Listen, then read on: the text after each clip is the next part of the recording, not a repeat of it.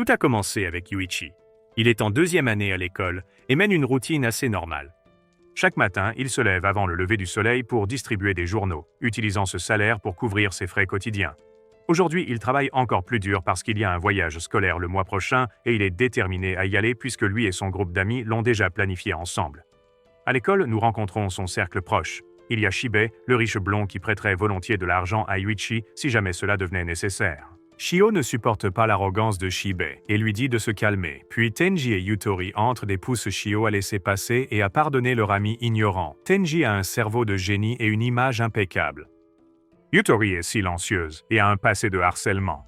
Les 5 se sentent solides en tant qu'équipe et Yuichi souhaite que rien ne change jamais. Ce souhait ne dure pas. Leur professeur annonce que l'argent pour le voyage, 2000 yens pour toute la classe, a disparu.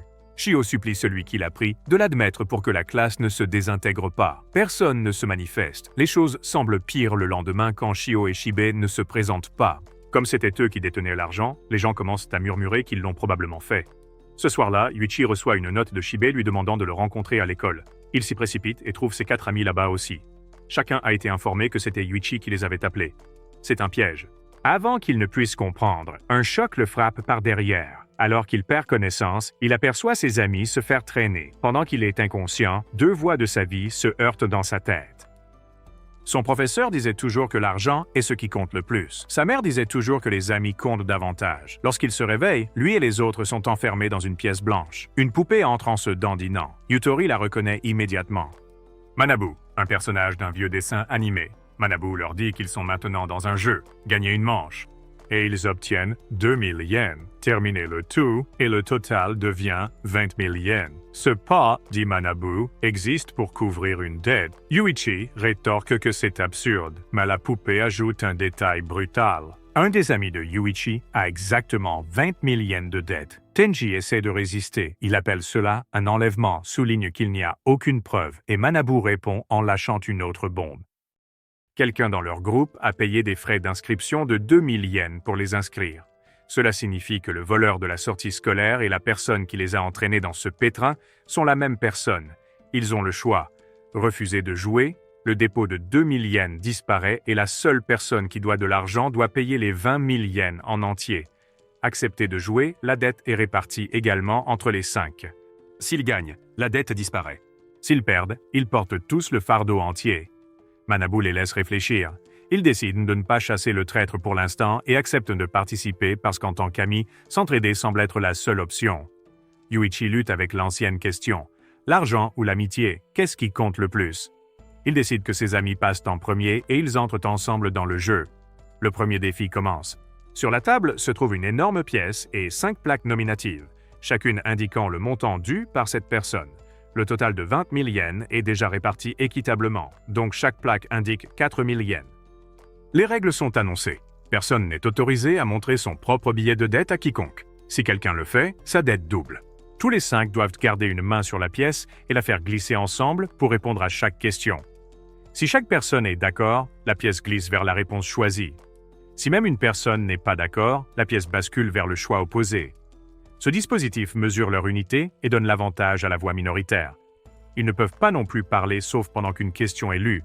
Parlez au mauvais moment et votre dette double. Un dernier avertissement, quand le jeu se termine, celui qui est dernier sera coincé avec toute la dette. L'astuce pour gagner est simple, restez ensemble et ne craquez pas. Shib lit la première question. Le mont Fuji est-il la plus haute montagne du Japon? Tout le monde sait que la bonne réponse est oui. Pourtant la pièce tombe sur l'autre option. Ils ratent une chance de réduire ce qu'ils doivent. Shiho essaie de dire quelque chose, mais les autres l'arrêtent. Personne ne veut de pénalité pour avoir parlé au mauvais moment. La deuxième question est tout aussi simple, et encore une fois, la pièce finit du mauvais côté. Cela rend évident que quelqu'un les sabote. L'esprit de Yuichi se tourne vers Shibe. Quelques jours plus tôt, Shiho avait frappé Shibe lorsqu'il avait essayé de flirter, alors peut-être qu'il veut se venger. Shibe avait demandé au groupe de l'aider à arranger les choses avec Shiho et tout le monde l'avait ignoré. Pourtant, Shiho s'était déjà calmé parce que Yuichi avait pris la défense de Shibe. De retour dans le tour, le 3e indice apparaît. Facile encore. Et pourtant le résultat est gâché une 3e fois. Maintenant, c'est au tour de Yuichi de lire le numéro 4. Il regarde en bas et voit qu'il n'y a pas de question du tout. Les joueurs doivent en créer une eux-mêmes. Sous cette instruction, il y a une note. Si la pièce tombe sur oui, le groupe gagne le tour. Si cela se termine par non, la dette personnelle du lecteur est réduite de moitié. Yuichi comprend enfin. Les 3 premiers étaient basiques exprès, mais quelqu'un poussait la pièce vers non pour réduire sa propre dette et transférer le poids sur celui qui devait le plus. Pendant un instant, il pense à être égoïste et à choisir non pour s'aider lui-même. Puis il regarde l'ordre des tours. Yutori passe en dernier. Elle est fragile et n'est pas faite pour porter une montagne de dettes toute seule. Il vise le résultat de groupe pour la protéger. Même ainsi, quelqu'un choisit encore non. Cela lui indique que quelqu'un dans la pièce essaie activement de tout refiler à Yutori. C'est encore plus effrayant parce que l'invite final ne vient pas avec une note spéciale pour réduire ce que vous devez, contrairement aux 4 premières. Quand c'est le tour de Yutori, son invite est simple et honnête. Resterons-nous tous amis? Les spectateurs savent que cela aurait dû être la toute première question au début. La réponse aurait été oui sans hésitation, mais après toute cette méfiance, la majorité est maintenant susceptible de choisir non. Yuichi ne veut pas que Yutori soit écrasé par cela. Il brise la règle du silence et prend la parole, pleinement conscient que cela va doubler sa propre dette. Il le fait quand même pour qu'elle ne se retrouve pas isolée et coincée avec tout. Il interpelle le groupe, disant qu'il transfère délibérément la dette sur Yutori, puis affirme une autre règle véritable, que la personne avec la plus petite dette à la fin perd en réalité. Les autres soupçonnent qu'il bluffe, mais aucun d'eux n'est prêt à risquer de parler et de devenir la prochaine cible. À cause de son geste, tout le monde choisit oui et il passe le tour. Même après avoir réussi, il remarque quelque chose d'étrange. Le total de chaque personne ne diminue que de 400, 0 yens. Yuichi se rend compte que son propre chiffre n'a pas vraiment changé puisqu'il a obtenu une réduction de 50% grâce à la note, mais l'a ensuite annulée en doublant sa dette, en parlant à contretemps. Manabu les pousse vers le deuxième jeu. Yuichi reste en arrière un moment pour vérifier les feuilles de consignes et les petites notes du premier tour, mais elles ont disparu, comme si elles n'avaient jamais existé. Shiho est revenu vers Yuichi et a parlé franchement d'un serpent caché parmi eux. L'instinct de Yuichi penchait vers Shiho, non pas parce qu'elle était négligente, mais parce qu'elle était exactement le contraire. Elle est précise, stable et suit toujours un plan, le genre de personne qui poursuivrait normalement le vrai voleur des fonds de la classe au lieu de participer à un jeu douteux. La voir ici ne correspondait pas à sa façon habituelle de gérer les problèmes, donc cela a déclenché des alarmes pour lui. Shiho, en revanche, avait les yeux sur Yuichi. Elle a souligné ses problèmes d'argent comme une raison possible pour laquelle il s'engagerait dans quelque chose d'aussi sale. Elle a dit qu'elle ne l'avait pas dénoncé plus tôt, non par pitié, mais parce qu'elle se soucie vraiment de lui. Elle a également assumé une pénalité. Après que le groupe ait échoué au premier défi, elle a accidentellement fait un bruit et a été sanctionnée pour violation de règles, doublant ainsi sa dette.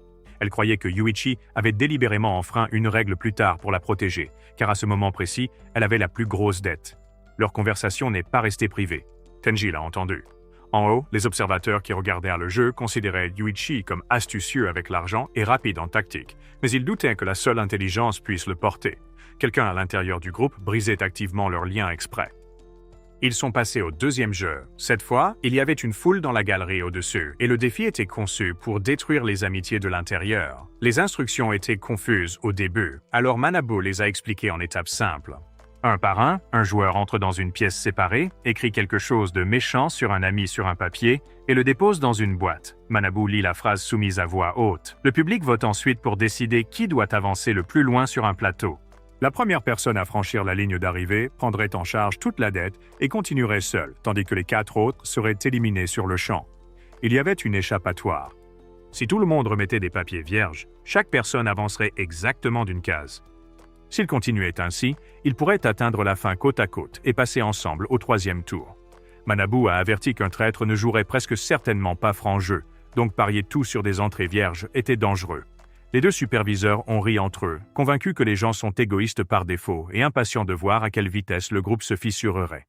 Pour les 2 premiers tours, chaque joueur a soumis un blanc. Toute l'équipe a avancé de 2 cases au total, une case par tour sans faute, mais chaque case sur le chemin comportait des conditions en petits caractères qui ajoutaient une dette supplémentaire à leur compte au fur et à mesure qu'ils avançaient.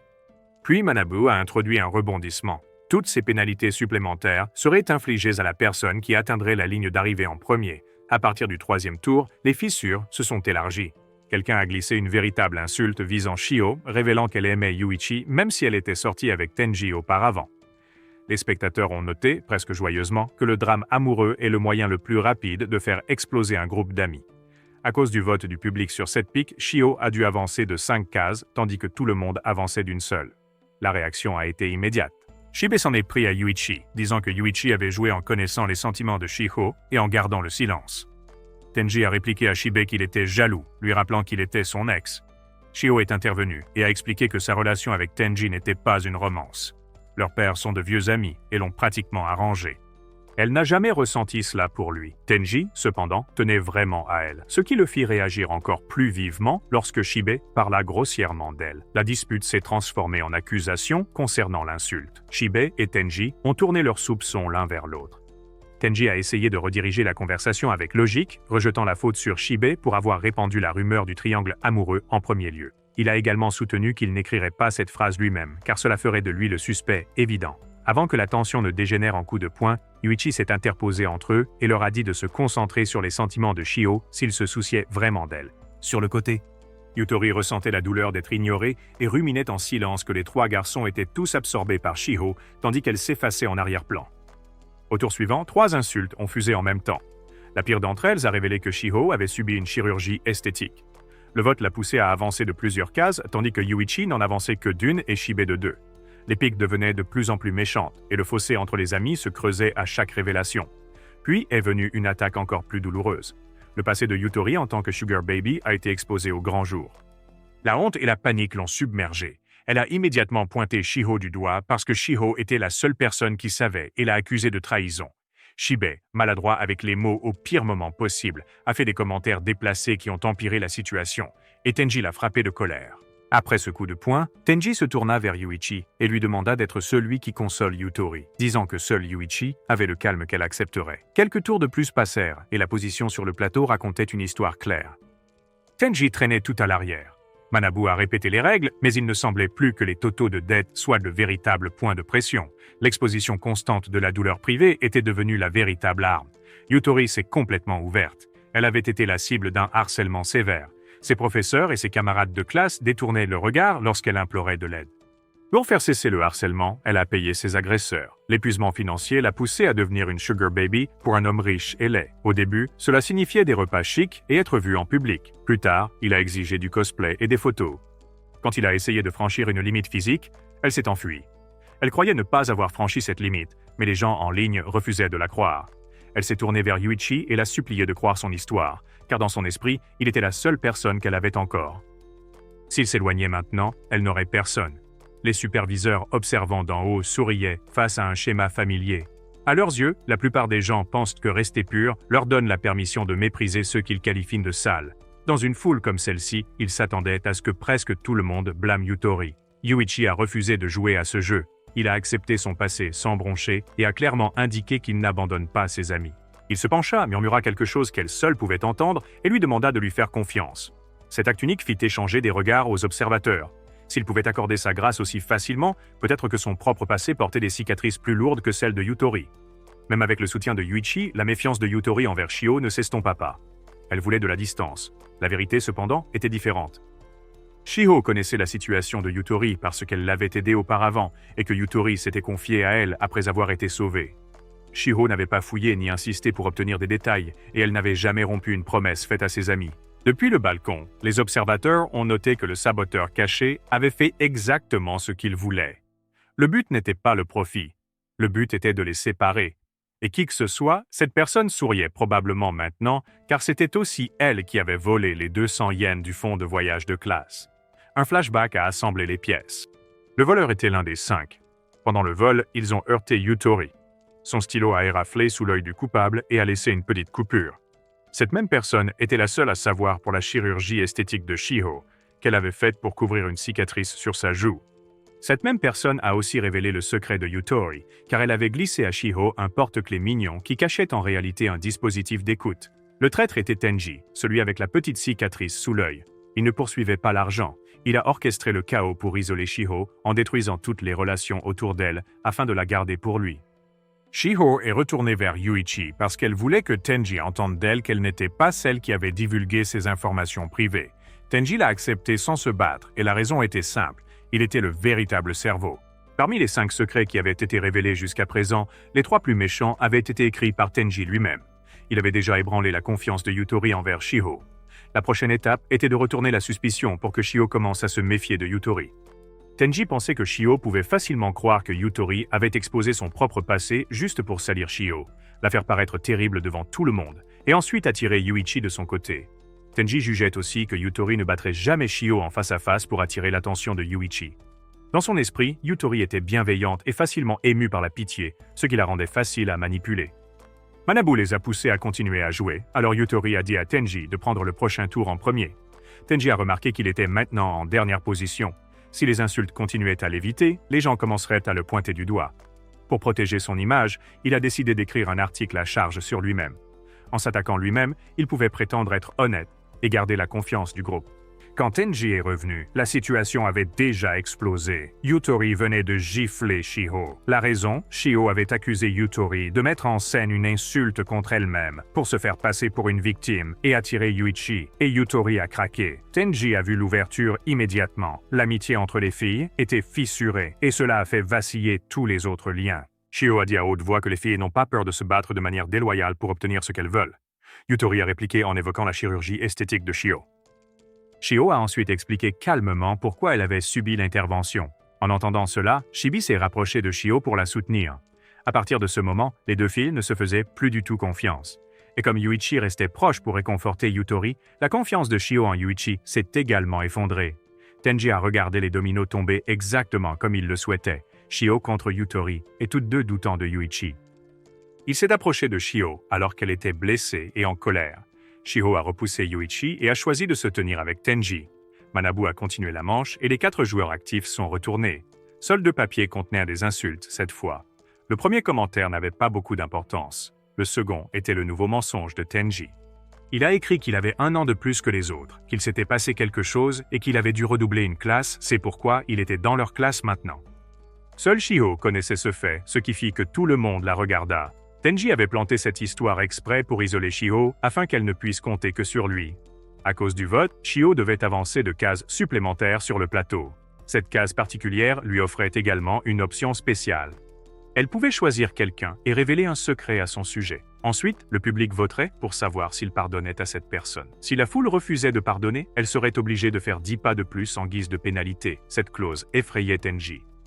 Si Shio le choisissait, les organisateurs révéleraient la vérité qu'il était celui qui les avait inscrits à ce chaos. Puisque Tenji se trouvait maintenant le plus proche de Shio, il serait naturel pour elle de le tester. À ce moment-là, Shibi s'est avancé et s'est proposé. Il voulait porter le blâme pour regagner la confiance de Shio. La révélation qui a suivi ne concernait pas les actions de Shibi lui-même, mais sa famille. Le jeu a annoncé que le père de Shibi est un politicien véreux, coureur de jupons, tricheur, détourneur de fonds, et qu'il enterre les problèmes avec de l'argent. Les personnes surveillant le jeu ont prédit que cela diviserait le groupe. La plupart des parents ne voudraient pas que leur enfant traîne avec l'enfant d'un criminel, donc ils s'attendaient à ce que le public se retourne contre Shibi. Tenji a utilisé cette victoire pour pousser plus fort. Il a soutenu que Shibi ne pouvait pas être considéré comme irréprochable parce que si le père avait couvert tant de choses, il y avait de bonnes chances que Shibi ait aussi fait des erreurs par le passé et ait été protégé. Cet argument a laissé Shibi complètement seul. Le public a voté presque à l'unanimité contre lui, environ 99%. Il a été forcé d'avancer de 9 cases d'un coup, se retrouvant juste derrière Shio sur la piste. Le tour suivant a commencé, et Tenji voulait en finir rapidement. Après le dépouillement des votes, une seule nouvelle accusation est apparue. Shibai a tué quelqu'un. Tenji s'est figé. Il n'avait rien écrit ce tour-là. Il avait déjà assez semé le trouble et prévoyait de s'arrêter pour éviter d'attirer l'attention. En regardant les réactions, il réalisa que cette phrase venait de Yuichi. En haut, les superviseurs se redressèrent. Maintenant, le spectacle devenait intéressant. Si on regardait de près tout ce désordre, Yuichi avait discrètement dirigé le flux tout le temps. Shibai insista sur le fait qu'il n'avait jamais pris de vie et qualifia cela de mensonge. Tenji était d'accord dans sa tête. Quelqu'un comme Shibai n'avait même pas le courage pour ça. Shibai a supplié Manabu de punir le menteur, mais la règle ne s'active que s'il peut prouver son innocence. Shibai a demandé à vérifier son casier judiciaire, mais même s'il en existait un, son père l'aurait effacé. Manabu laisse les superviseurs décider. Dans sa panique, Shibai a laissé échapper quelque chose de terrible pour son cas. S'il l'avait fait, son père aurait nettoyé tout ça. Ce but contre son camp a poussé le public à le faire avancer de 5 cases supplémentaires. Yuichi a dit qu'il croyait toujours en Shibai et a commencé à exposer sa propre analyse. Il a affirmé que le traître avait écrit toutes les grandes calomnies depuis le début. Il a essayé de désigner une seule personne, mais a dit qu'il ne pouvait pas encore la nommer, ce qui a fait penser à Tenji qu'il ne faisait que gagner du temps. Puis Yuichi a expliqué pourquoi le plateau lui-même révélait le design. Comme une foule regardait, le parcours ne pouvait pas être rempli uniquement de pièges à dettes qui accumulent de l'argent dû indéfiniment. Si c'était le cas, les organisateurs gagneraient toujours. Les joueurs arriveraient à la fin dans une situation pire qu'au début, et les spectateurs s'ennuieraient. De plus, le parcours fonctionnait comme un plateau de Monopoly, ce qui signifie qu'il devait y avoir des cases qui effaçaient à la dette, et ils en avaient déjà vu une plus tôt qui réduisait ce qu'ils devaient. Donc, si les 5 terminaient ensemble, les augmentations et les réductions de dette s'annuleraient principalement. Le problème était qu'ils l'avaient compris tard. Malgré cela, Yuichi proposa une solution. Comme Shibai était le plus avancé, tous les autres devraient écrire des insultes sur eux-mêmes uniquement, ce qui pousserait les autres en avant et leur permettrait de rattraper sans se blesser davantage. Si quelqu'un enfreignait cette règle et écrivait une insulte sur Shibai à la place, il se trahirait car il ne tiendrait pas une carte d'auto-insulte pour le tour. De cette façon, Shibai pourrait rester en place tandis que le groupe se resserrait derrière lui. Tenji a rejeté l'idée. Si Yuichi connaissait vraiment le traître, il devrait le nommer maintenant. Ensuite, il pourrait forcer le traître à arriver seul au 3e tour, et les autres pourraient avancer ensemble. Tenji a insisté et insisté, disant que Yuichi était trop doux pour prendre la décision difficile. Les votes ont été révélés, 10 calomnies au total. Il n'y avait pas de limite au nombre d'insultes pouvant être soumises, donc le plan s'est effondré instantanément. Tenji a exigé que Yuichi expose le traître. Acculé, Yuichi a admis qu'il avait inventé l'histoire d'avoir des preuves. La confiance en lui s'est effondrée exactement comme Tenji l'avait prévu. Avec cela, Tenji n'avait plus qu'à continuer pour terminer sa vengeance personnelle sur Shiho, la personne qu'il estimait lui avoir volé ce qui comptait le plus pour lui. Le jeu a continué jusqu'à ce que Shiho atteigne la dernière case avant la fin. À partir de là, peu importe le choix qu'elle ferait pour sa prochaine action, elle avancerait d'une case de plus et entrerait dans le jeu final. Mais le tour n'était pas terminé car les organisateurs avaient remarqué quelque chose de nouveau. Yuichi était un joueur dangereux. Il avait façonné le jeu dans l'ombre pendant que tout le monde regardait ailleurs. Yuichi a changé de tactique. Il a dit qu'il devrait coopérer maintenant pour démasquer le traître. Les règles étaient claires, mentir et vous êtes punis. Donc, si les 5 écrivaient, c'est moi qui nous ai inscrits. Chaque personne mentirait, chacun d'eux recevrait une pénalité et ils pourraient la supporter ensemble. Ensuite, le véritable coupable serait séparé et retiré avant l'étape suivante. Yuichi a spécifiquement demandé à Tenji de passer en premier parce qu'à ce stade, Shiho faisait plus confiance à Tenji qu'à quiconque. Tenji a vu le piège se refermer. Il a choisi de suivre le plan de Yuichi sur le papier et a décidé qu'il pleurerait et trouverait des excuses ensuite pour se sauver. Les papiers sont revenus. Une seule personne avait écrit quelque chose, Tenji. Tous les autres avaient laissé leur papier vide. Tenji a essayé de se mettre à pleurer. Yuichi l'a interrompu et lui a dit d'admettre tout d'abord et d'expliquer ensuite. L'expression sur le visage de Yuichi avait changé, aussi froide qu'il pouvait l'être. Yuichi a exposé étape par étape tout ce qu'il avait orchestré depuis la 2e étape. Au moment où Tenji a commencé à lancer des insultes, Yuichi s'est discrètement associé à Shiho, échangeant des notes sur des bouts de papier dans la pièce pour que personne ne le remarque.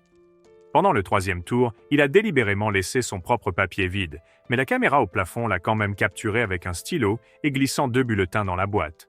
Juste après, il a posé une main sur l'épaule de Shiho pour signaler qu'il lui avait remis quelque chose. Il voulait qu'elle écrive un secret que seuls eux deux connaissaient pour qu'elle reconnaisse le signal, lui fasse confiance et garde le lien secret. Il a gardé tout le monde à distance pour débusquer la taupe.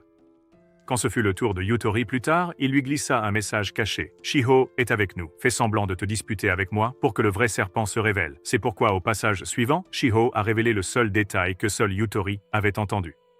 Avec ce mouvement et Shibai se portant volontaire pour se révéler, 2 personnes ont été effectivement neutralisées, laissant Tenji comme le problème restant. Pour empêcher Tenji de s'effondrer et de détruire le plateau, Yuichi a utilisé le plan de la faille pour le retarder jusqu'à ce que la piste soit presque terminée, puis a prévu de le pointer du doigt. Il a également bloqué les accumulations massives en collectant les badges de tout le monde. Comme chaque personne voulait prouver qu'elle n'était pas le saboteur, elle se précipitait pour montrer son badge sur commande. Avec les badges comme levier, personne ne pouvait sortir du script. Il devait suivre le plan de Yuichi. En observant d'en haut, les superviseurs murmuraient que Yuichi était effrayant de talent pour diriger les gens, influençant les esprits comme le font les systèmes de croyance. Tenji a demandé pourquoi Yuichi l'avait exclu, mais ne l'avait pas immédiatement accusé. Yuichi a répondu que le comportement de Tenji était étrange. Le gars qui calmait habituellement les disputes s'en était soudain pris à Shibe, l'accusant de répandre des calomnies. Pourtant, personne n'avait confié quoi que ce soit de sérieux à Shibe depuis des lustres parce qu'il est connu pour bavarder. Tenji accepta la défaite là-bas. Yuichi avait choisi une cible facile comme Shibe pour porter le soupçon, tandis que le véritable piège se refermait ailleurs. Sans moyen clair de corriger la perception de Shiho à son égard, Tenji n'avait plus rien à dire.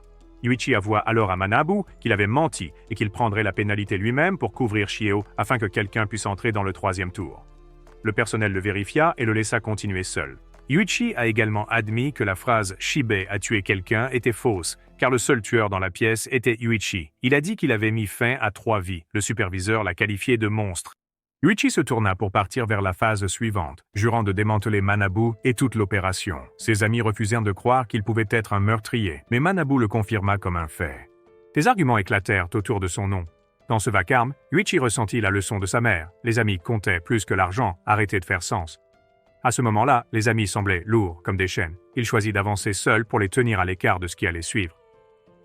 Alors qu'il s'avançait vers le bord, Tenji se plaça à côté de lui. Il voulait arranger les choses et demanda à y aller aussi. Il avoua qu'il avait menti sur le fait d'aimer Chieo. La vraie raison de sa participation était de rencontrer Yuichi en face et de gagner son premier baiser comme preuve pour lui-même. Les organisateurs ont permis aux deux d'avancer et ont ajouté un avertissement. Tenji avait clairement d'autres raisons, c'était sa deuxième tentative à ce jeu.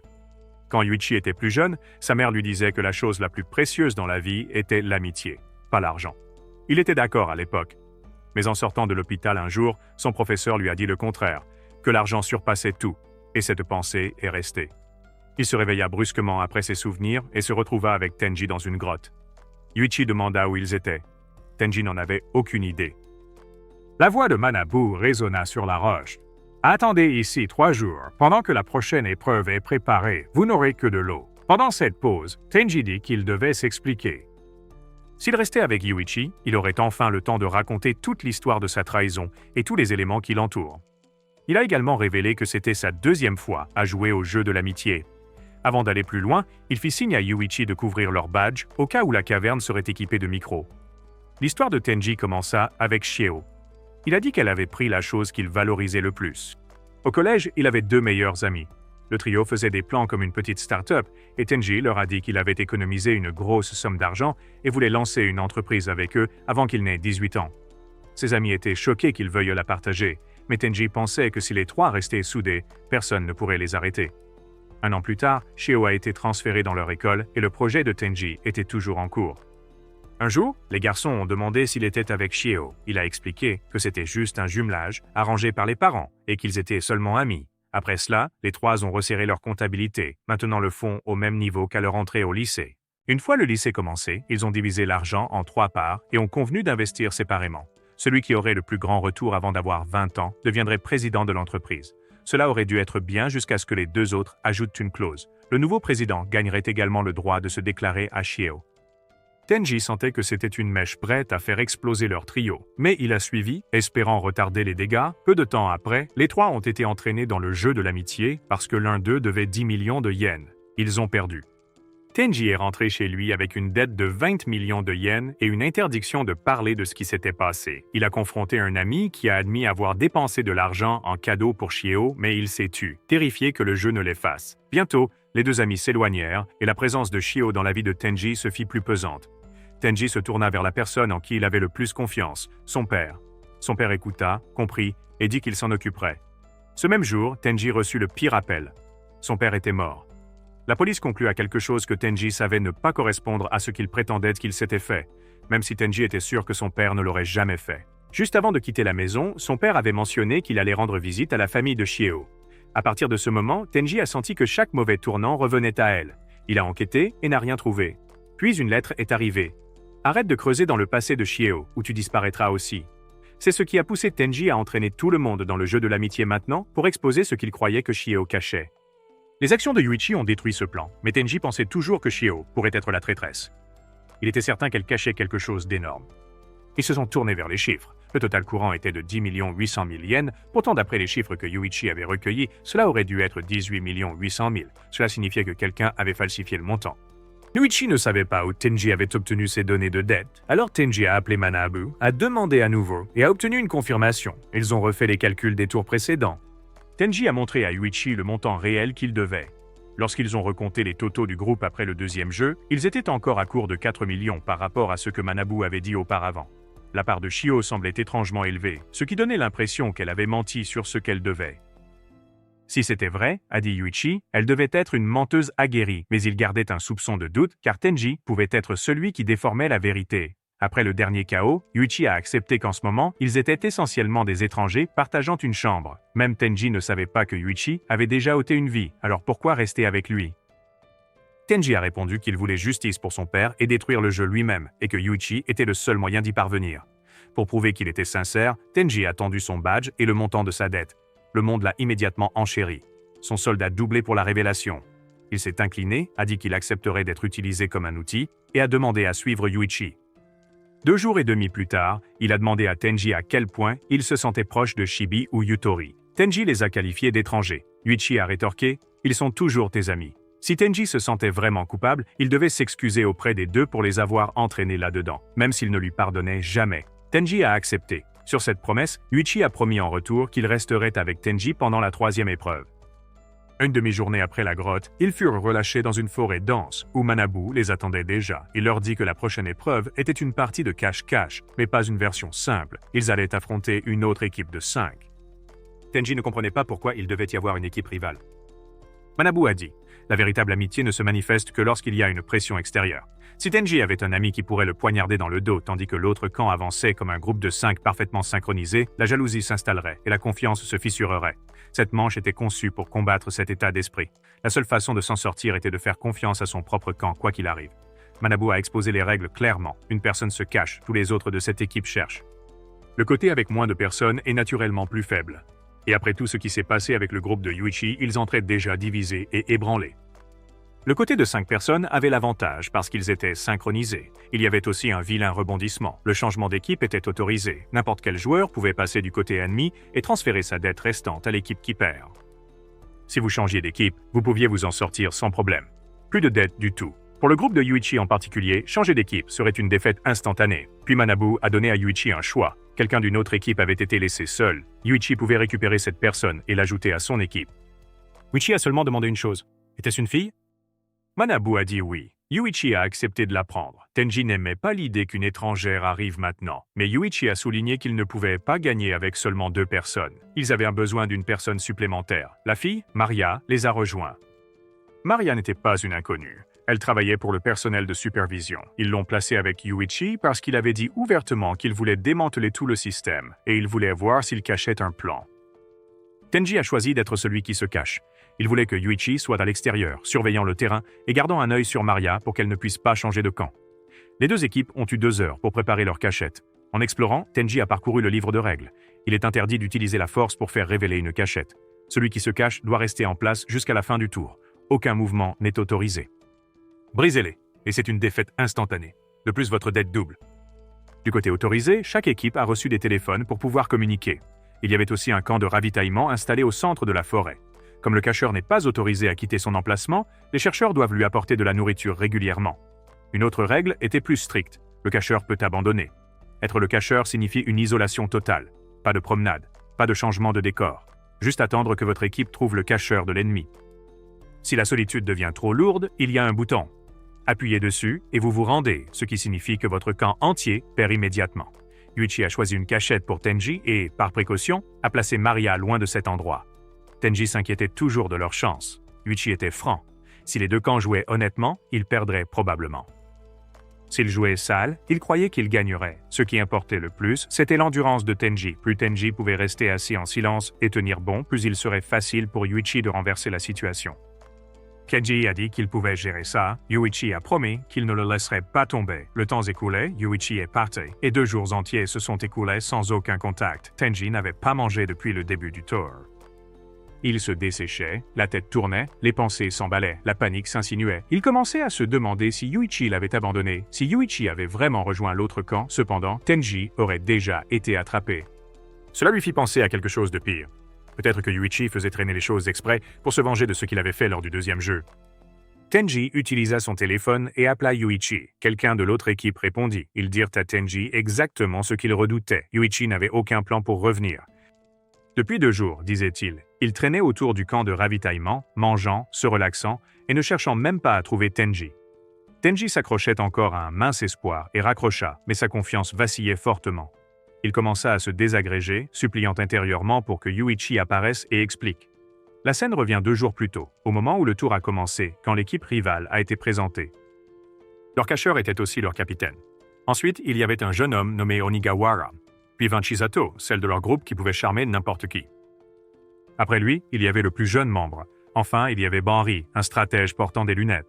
Les 4 chercheurs ont construit leur plan autour du véritable fonctionnement des règles. Avec une forêt aussi grande, on peut avoir 10 personnes ou 20 et ne jamais trouver une seule cachette. La véritable condition de victoire était de protéger les courses de nourriture. Si l'équipe des chercheurs ne peut pas nourrir leurs cacheurs, ils craquent. Alors, ils ont réparti les tâches. Le capitaine a ordonné à Onigawara et Chisato de surveiller le camp de ravitaillement. Banri et le plus jeune coéquipier ont exploré et choisi la cachette du capitaine. Pour sceller leur unité, ils ont fait un rituel d'équipe ensemble. Même les 2 superviseurs qui dirigèrent le spectacle ont parié sur le camp qui l'emporterait. 3 jours passèrent sans grand-chose à signaler, et le superviseur de l'équipe rivale dit que Tenji appuierait bientôt sur le bouton d'abandon. La lecture de tout le tour était simple. Il ne s'agissait pas de localiser un cacheur dans une forêt immense. C'était à propos du camp de ravitaillement, le garder, attendre que l'équipe la plus faible apporte de la nourriture à leurs cacheurs, puis les suivre et gagner grâce à leur itinéraire de livraison. Tous les 5 avaient déjà joué dans la même équipe de sport, donc ils avaient les poumons et les jambes pour garder un œil sur Yuichi et Maria sans arrêt. Ils pouvaient se relayer au camp et continuer à apporter des repas à leur propre capitaine. Dans leur esprit, s'ils restaient assez longtemps sur Yuichi, Tenji craquerait le premier, appuierait sur le bouton, et le jeu serait terminé. Cette nuit-là, les 2 superviseurs ont remarqué que Tenji sombrait dans des délires causés par la faim. Dans sa tête, Yuichi arrivait enfin avec un repas. En réalité, Yuichi avait passé presque 3 jours entiers au camp de ravitaillement, mangeant et se prélassant comme s'il s'agissait d'un pique-nique. Pourtant, les superviseurs ne croyaient pas à cet air paresseux. Maria avait rédigé des rapports discrets les avertissant que Yuichi était bien plus déséquilibré et intimidant qu'il n'en avait l'air. Sorti de nulle part, Yuichi a annoncé qu'il voulait faire défection de l'autre côté. Les superviseurs, connaissant son mode de fonctionnement, ont compris qu'il traite les hommes et les femmes exactement de la même manière, comme des pions pour n'importe quel stratagème qu'il mène. Tout le monde supposait que s'il changeait de camp, il élaborerait rapidement un plan qui détruirait l'équipe de 5 personnes de l'intérieur. Mais il y avait un hic. S'il changeait vraiment de camp, Tenji perdrait sur le champ et assumerait toute la dette. L'équipe rivale a quand même choisi la prudence. Ils ont dit qu'ils avaient besoin de l'accord de leur capitaine avant de laisser Yuichi entrer. Yuichi s'est moqué d'eux pour avoir besoin de permission à chaque mouvement, les appelant un troupeau qui ne marche que lorsque le chef siffle. La colère d'Onigawara monta et il faillit frapper, mais les autres le retinrent. Un coup de poing signifiait la disqualification et ils n'étaient pas prêts à céder le tour. Onigawara se calma et le plus jeune coéquipier partit chercher le capitaine. Le superviseur blond pensait que la réponse était évidente, dire oui à Yuichi et assurer une victoire facile. Quand le plus jeune est revenu, la décision était en fait non. Il voulait un jeu lent et contrôlé. Si Yuichi avait vraiment l'intention de changer, alors Maria devait venir avec lui. Il n'était pas sur le point de le laisser découvrir la cachette de leur capitaine et ensuite transmettre cette information à Maria dans leur dos. Onigawara les a provoqués tous les 2 à changer de camp ensemble. Ce qu'aucun d'eux ne savait, c'est que 2 jours plus tôt, Yuichi avait déjà expliqué un plan à Maria. Le 3e jour, il feindrait une défection. Si cela fonctionnait, il recueillerait les informations sur la cachette de l'ennemi et les lui transmettrait. Si cela échouait, il passerait à autre chose. Plus que tout, il voulait voir si Maria ferait confiance à la stratégie. Il lui posa une question qui la fit frissonner, preuve que ses limites dépassaient de loin ce qu'elle avait imaginé. Finalement, il n'a pas changé, non pas parce qu'il l'avait démasqué, mais parce qu'il avait trouvé un meilleur chemin vers la victoire. Ces 2 premiers jours au camp n'ont pas été gaspillés. Alors qu'il semblait inactif, il sondait et testait, tirant des ficelles et apprenant comment les 5 se déplaçaient. Le lendemain matin, le plus jeune coéquipier, Banri, sont partis nourrir leur capitaine. Onigawara et Chisato sont restés pour garder le camp. Après quelques bavardages avec Onigawara, Chisato s'est détaché pour suivre Maria. Yuichi s'est glissé dans le silence et a entamé une vraie conversation avec Onigawara. Il a loué la cohésion de leur équipe. Onigawara a avoué qu'il se sentait comme un poids mort. Il avait en fait blessé leur chef auparavant et il s'efforçait depuis de compenser cela. Yuichi a demandé nonchalamment qui avait entraîné leur équipe dans la dette au départ. Chisato est arrivé juste à temps pour échanger sa place et fermer cette porte. Onigawara est allé vérifier Maria et a réalisé qu'elle avait disparu. Il a paniqué, a supposé qu'elle était partie chercher de la nourriture et s'est précipité après elle, seulement pour la surprendre en train de se baigner dans un ruisseau voisin. Il est devenu tout rouge et s'est retiré. Lorsqu'il revint, encore troublé, Yuichi aboya soudain un signal et Maria s'élança. Yuichi partit dans l'autre sens. La séparation força Onigawara et Chisato à se diviser et à poursuivre. Après une boucle désordonnée à travers les arbres, les 4 se retrouvèrent sur le même chemin de falaise. Sans avertissement, Yuichi poussa Maria du bord. Les superviseurs sursautèrent. L'équipe rivale se figea et même Maria elle-même ne l'avait pas vu venir. Pendant que ce chaos se déroulait, Tenji s'effondrait. Pas de nourriture, pas d'eau, l'esprit épuisé. Il fixa le bouton de reddition, puis retira sa main. Il décida qu'il en avait fini de trahir qui que ce soit. Il utiliserait toute la force qui lui restait pour faire entièrement confiance à Yuichi. Juste au moment où son espoir commençait à s'épuiser, Yuichi est apparu et l'a ramené du bord du gouffre. Tenji a mangé, bu et a finalement demandé pourquoi cela avait pris si longtemps. Yuichi a dit qu'il n'avait pas expliqué la véritable nature de ce tour exprès. Il devait tester la détermination et la foi de Tenji. Maintenant, il faisait entièrement confiance à Tenji et était content que Tenji n'ait pas appuyé sur le bouton, même si cela signifiait tout risquer. Tenji a vu à quel point le jeu était vraiment brutal et a demandé si Yuichi croyait honnêtement qu'il pouvait gagner. Yuichi a dit que la preuve était là. Obtenir de la nourriture pour Tenji signifiait que le plan était déjà à moitié terminé. De l'autre côté, Maria avait été mise en sécurité par 2 membres de l'équipe rivale. Elle comprit rapidement. Yuichi l'avait utilisée comme appât pour éloigner les gardes. Elle ne s'attendait pas à ce qu'il la pousse dans un vrai danger juste pour coller ces deux-là à ses côtés. Si Onigawara ne l'avait pas attrapée, elle serait vraiment tombée. Chisato voulait courir après Yuichi immédiatement, mais Onigawara savait qu'il ne pouvait pas porter Maria seule et a refusé de la laisser. Le mouvement n'était pas parfait, mais il a offert à Yuichi la chose dont il avait le plus besoin, du temps. Tenji l'a qualifié d'imprudence. Yuichi a répondu qu'il avait déjà prévu leur réaction. Si l'un restait, l'autre aussi. Il n'avait pas passé 3 jours juste à épuiser Tenji. Il avait étudié les personnalités de l'équipe rivale. Le cœur le plus tendre de cette équipe était Onigawara. Il est bruyant et prompt à s'emporter, mais en dessous de cela, il est le plus doux, portant la culpabilité de ses erreurs passées et protecteur envers les femmes.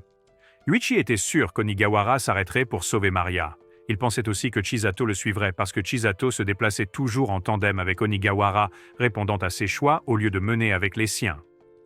Chisato était bon dans de nombreuses choses, mais n'excellait dans aucune, ce qui lui donnait un air poli et performatif qui se plaçait naturellement derrière quelqu'un de direct comme Onigawara. Avec le problème de la nourriture résolu, Yuichi pouvait enfin pousser sa véritable condition de victoire, briser l'autre équipe de l'intérieur. Il avait déjà planté la première fissure, et cette fissure était Maria. De retour au camp, les tensions éclatèrent. Onigawara a brusqué Chisato, puis il a fait un virage serré. Il a dit qu'il passerait dans l'équipe de Yuichi pour protéger Maria. Plus tôt, après l'avoir tiré de la falaise, Maria avait remercié Chisato au lieu d'Onigawara parce qu'elle était encore en colère contre Onigawara pour l'avoir accidentellement vue pendant qu'elle se baignait.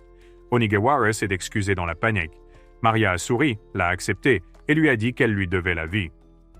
Les 2 autres chercheurs ne comprenaient pas pourquoi Yuichi avait fait tout cela. Maria prit la parole pour défendre Yuichi, ce qui fit plisser les yeux d'Onigawara sur ses motivations.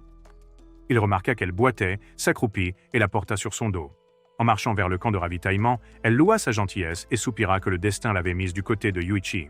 Quand les coureurs de nourriture revinrent et entendirent l'histoire, ils choisirent de ne pas blâmer Onigawara. Au lieu de cela, ils optèrent pour un plan à long terme, une pression lente et des contre-attaques régulières, visant directement Yuichi.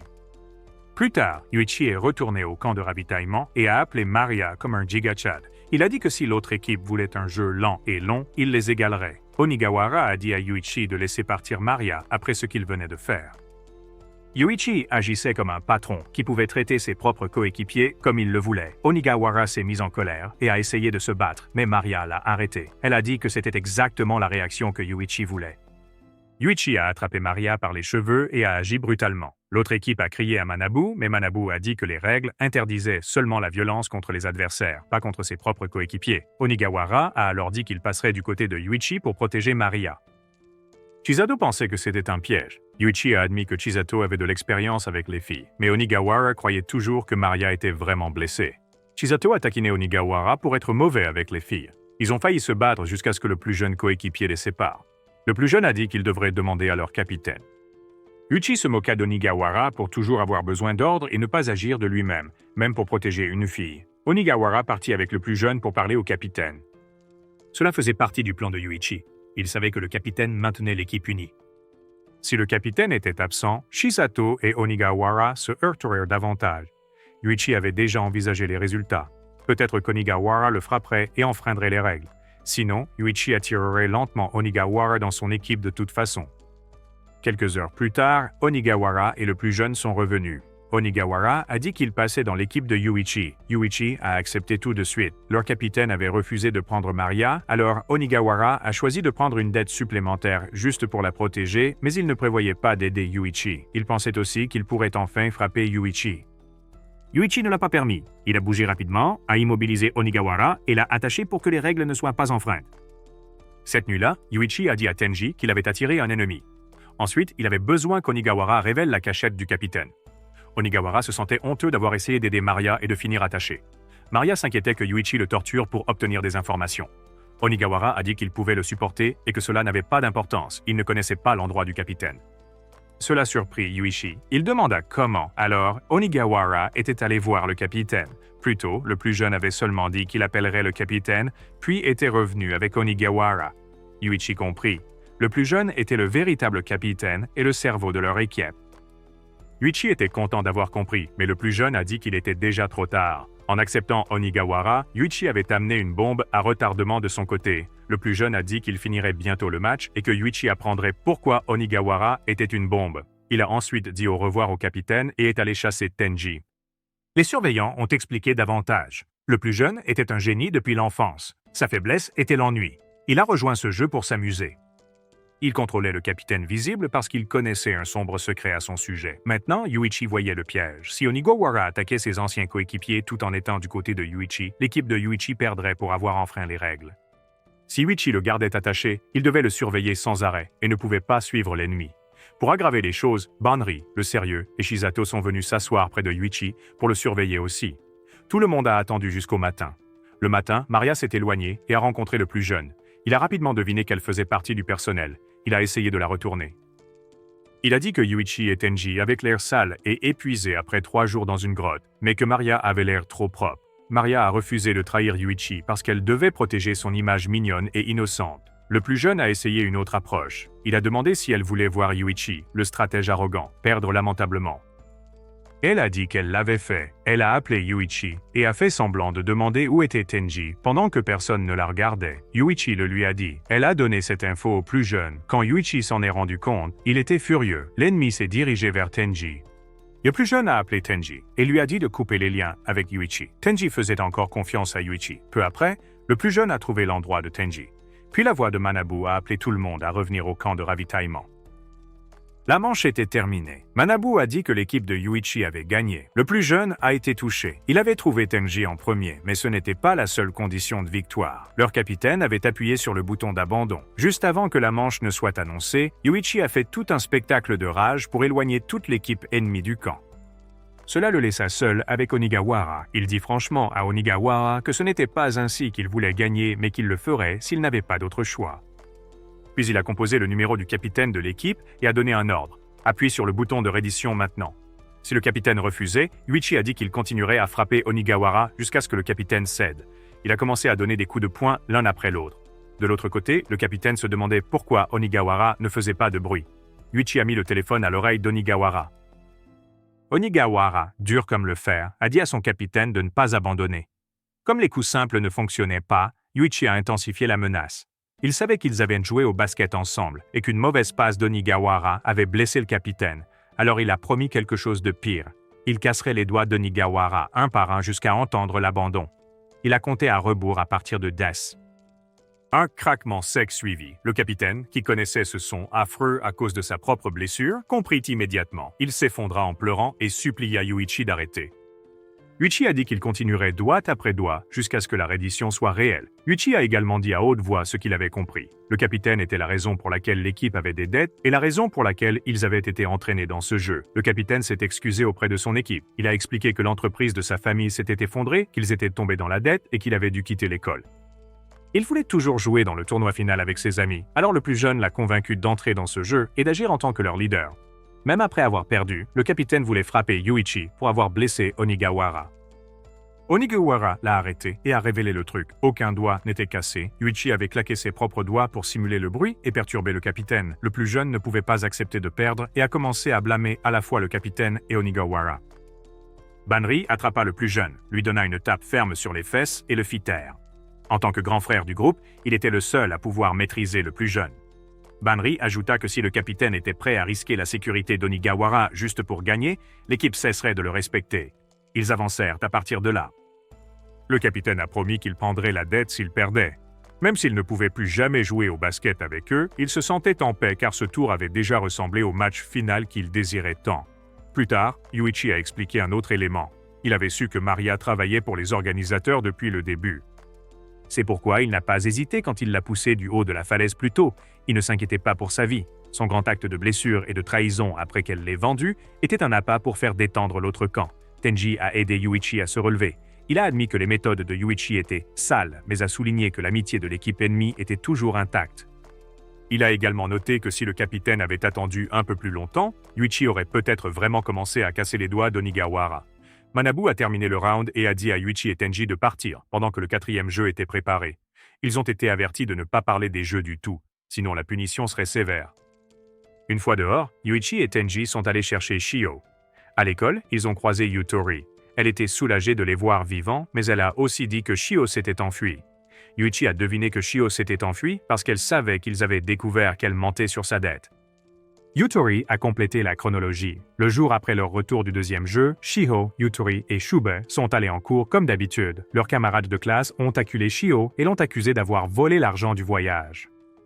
Toutes les autres classes gardèrent leurs fonds à la banque. Shio avait insisté pour garder l'argent elle-même. Shibe voulait dire la vérité, que c'était Tenji qui avait pris l'argent, mais cela aurait enfreint la règle de ne pas révéler d'informations sur le jeu, alors il est resté silencieux. Comme les gens pensaient que Shibe travaillait avec Shio, il a dit qu'il rembourserait la classe lui-même. 2 jours plus tard, le père de Shibe a été arrêté. Quelqu'un avait divulgué les scandales qui ont été exposés pendant le 2e jeu. Yuichi a deviné que Shibe avait parlé du jeu à son père pour demander 2 millions de yens et que cette confession a déclenché l'arrestation.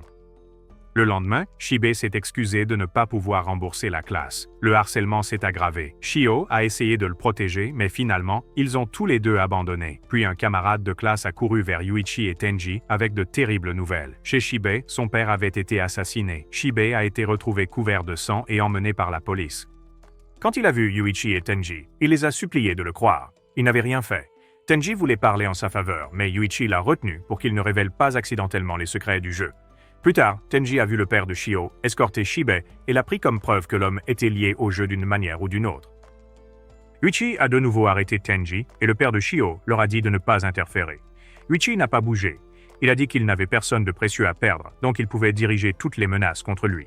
Yutori a essayé de leur parler, mais Yuichi a craqué. Il a dit qu'après avoir découvert qui il était vraiment, elle l'avait traité comme un monstre et maintenant elle faisait semblant de s'en soucier. Il lui reprochait d'avoir tiré le groupe vers le bas depuis le début et de ne jamais faire ses propres choix. Ce soir-là, en rentrant chez lui, il repassa ses propres mots. Il avait été cruel exprès pour éloigner Yutori du danger. Il ne voulait pas qu'elle soit blessée. Son téléphone sonna d'un numéro inconnu. La voix au bout du fil dit qu'ils avaient kidnappé Yutori. Ils ordonnèrent à Yuichi de rejoindre leur jeu. S'il se montrait, il le torturerait sévèrement. S'il refusait, il ferait du mal à Yutori à la place, moins que lui, mais il la blesserait quand même. Ils l'ont averti de ne pas amener quelqu'un, sinon elle en paierait le prix. La voix de Yuichi est devenue froide. Il leur a dit de ne pas la toucher. S'il le faisait, il les éliminerait tous jusqu'au dernier. Plus tard, Yuichi est allé seul au lieu de rendez-vous. Un groupe de voyous était là, tenant Yutori comme une otage. Un gars portait un masque de Manabu et se faisait appeler Kuroki. Yuichi leur a dit de laisser partir Yutori d'abord. Kuroki a montré qu'il était aux commandes et a dit qu'il pouvait révéler le secret de Yuichi, du genre qui ferait réfléchir Yuichi à 2 fois avant de la sauver. Yuichi détestait ça, mais il accepta de jouer selon les règles de Kuroki. Kuroki expliqua le jeu.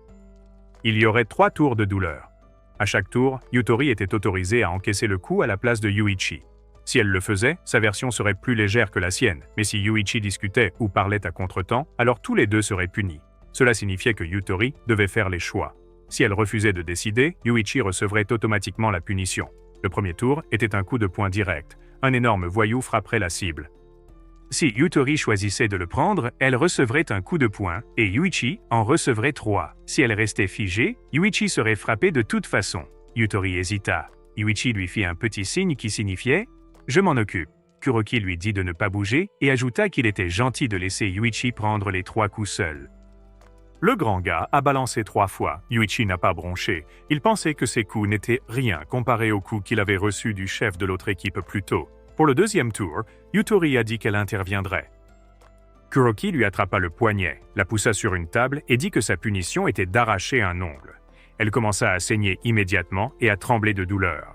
Yuichi intervint et se proposa à sa place. Kuroki sourit et aggrava la situation. 3 ongles pour Yuichi. Yuichi lui a dit de se dépêcher, Kuroki a arraché 3 ongles sans s'arrêter. Maintenant en train de saigner et en colère, Yuichi se demandait pourquoi quelqu'un suivrait un type aussi louche. Kuroki se vantait d'être le plus intelligent. le plus courageux, et la seule personne qui ne trahirait jamais ses amis. Le dernier tour avait deux choix. Soit Yutori devait sauter sans vêtements, soit Yuichi serait poignardé 3 fois dans la main. Ils avaient 1 minute pour décider.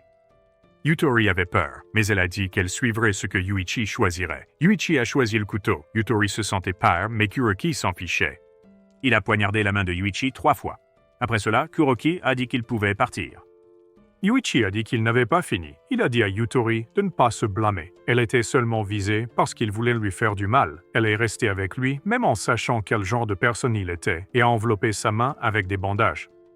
Yuichi l'a averti que si elle restait, elle pourrait voir quelque chose qu'elle n'oublierait jamais. Elle est restée quand même. Puis, Yuichi a défié Kuroki à un jeu de plus. Il a mis 10 millions de yens en jeu si Kuroki jouait.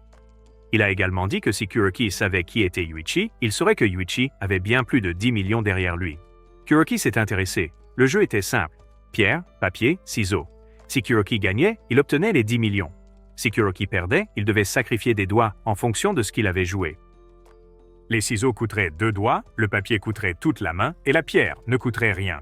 Comme la main de Yuichi était blessée, il semblait qu'il ne pouvait lancer que pierre ou papier, ce qui donnait un grand avantage à Kuroki. Yuichi a également promis de l'argent supplémentaire aux hommes de Kuroki si leur patron acceptait. La bande a encouragé Kuroki à le faire. Kuroki a essayé d'être prudent. S'il choisissait papier, il gagnerait ou ferait match nul, puisque Yuichi blessé ne devrait pas pouvoir jouer ciseaux. Il a demandé ce qui se passe en cas d'égalité. Yuichi a calmement dit « Il ne se passe rien ».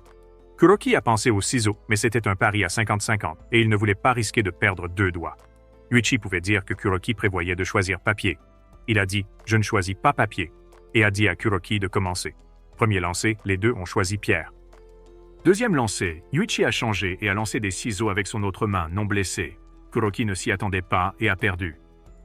Il a commencé à crier que ce n'était pas juste. Yuichi est resté calme et a expliqué qu'il avait seulement promis de ne pas choisir papier. Il n'a jamais dit qu'il jouerait avec une main spécifique. Kuroki a essayé d'annuler le pari et a dit à ses hommes d'attaquer. À ce moment-là, Tenji est apparu avec les vrais organisateurs du jeu. Ils ont arrêté Kuroki et son équipe pour s'être fait passer pour le personnel. Le superviseur en charge du côté de Yuichi a dit qu'ils emmenaient Kuroki pour le punir. Yuichi a demandé une chose d'abord, 5 des doigts de Kuroki. Kuroki a refusé. Le superviseur a forcé la main de Kuroki sur la table pour que Yuichi puisse le faire.